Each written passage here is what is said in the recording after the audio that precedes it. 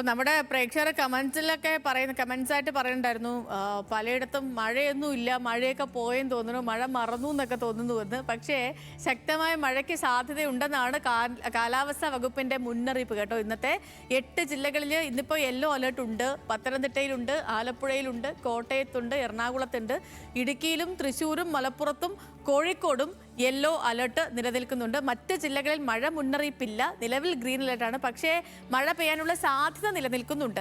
നാളെ 8 ജില്ലകളിലും മറ്റന്നാൾ 2 ജില്ലകളിലും കൂടി മഴ മുന്നറിയിപ്പ് നൽകിയിട്ടുണ്ട്. മഴയോടൊപ്പം ശക്തമായ കാറ്റിനും അതേപോലെ ഇടിമിന്നലിനും ഒക്കെ സാധ്യത ഉള്ളതുകൊണ്ട് ജാഗ്രത പാലിക്കണമെന്നാണ് കാലാവസ്ഥാ വകുപ്പ് നൽകിയിരിക്കുന്ന മുന്നറിയിപ്പ്.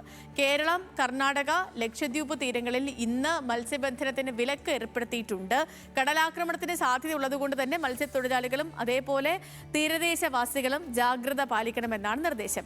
കേരള ദുരന്ത നിവാരണ അതോറിറ്റിയുടെ ഏറ്റവും ഒടുവിലത്തെ മുന്നറിയിപ്പ് പ്രകാരം കണ്ണൂർ, കാസർഗോഡ് ജില്ലകളിൽ ഒറ്റപ്പെട്ട ഇടങ്ങളിൽ ഇടിമിന്നലോടുകൂടിയ നേരിയ മഴ, അതേപോലെ ഇടത്തരം മഴ, മണിക്കൂറിൽ 40 കിലോമീറ്റർ വരെ വേഗത്തിൽ ശക്തമായ കാറ്റ്, ഇതിനൊക്കെയും സാധ്യതയുണ്ടെന്നാണ് പറയുന്നത്.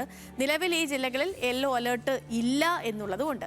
പിന്നെ നമുക്ക് മറ്റ് ജില്ലകളിലെ പ്രധാനപ്പെട്ട താപനില ഒന്ന് പരിശോധിച്ചാൽ ആദ്യം തിരുവനന്തപുരത്ത് തന്നെ തുടങ്ങിയേക്കാം. തിരുവനന്തപുരത്ത് തുടങ്ങുമ്പോഴത്തേനും ഇന്നിപ്പോൾ കൂടിയ താപനിലയായിട്ട് രേഖപ്പെടുത്തിയിരിക്കുന്നത് 33 ഡിഗ്രി സെൽഷ്യസ് ആണ്. കുറഞ്ഞ താപനില 24 ഡിഗ്രി സെൽഷ്യസ് ഉണ്ട്. കൊച്ചിയിൽ 32 ഡിഗ്രി സെൽഷ്യസ് ആണ് കൂടിയ താപനില.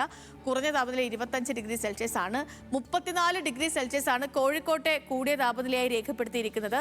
കുറഞ്ഞ താപനില 26 ഡിഗ്രി സെൽഷ്യസ് ഉണ്ട്. കണ്ണൂരിൽ കൂടിയ താപനില 32 ഡിഗ്രി സെൽഷ്യസും കുറഞ്ഞ താപനില 24 ഡിഗ്രി സെൽഷ്യസുമാണ്. അപ്പോൾ ഇങ്ങനെയാണ് ഇന്നത്തെ മൊത്തത്തിൽ കാലാവസ്ഥ പരിശോധിച്ചാൽ മനസ്സിലാകുന്ന കാര്യം. അപ്പോൾ 8 ജില്ലകളിൽ യെല്ലോ അലേർട്ട് ഉണ്ട്. അപ്പോൾ മഴ പെയ്യും. മറ്റിടങ്ങളിൽ അലേർട്ട് ഇല്ലാത്തടത്ത് മഴ പെയ്യാനുള്ള സാധ്യതയൊക്കെ ഉണ്ട്. അപ്പോൾ ഇന്ന് മഴയുണ്ടാകും എന്നൊന്ന് പ്രതീക്ഷിച്ചോളൂ. ഇന്ന് മാത്രമല്ല നാളെയും മഴ മുന്നറിയിപ്പ് നിലനിൽക്കുന്നുണ്ട്.